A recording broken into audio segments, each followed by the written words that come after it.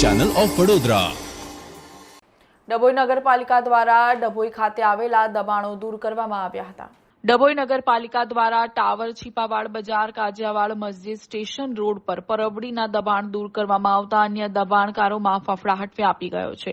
ડભોઈ નગરપાલિકાના નાના મોટા દુકાનોની આગળ પાછળ ઓટલાઓ અને નડતરરૂપ દબાણો દૂર કર્યા હતા।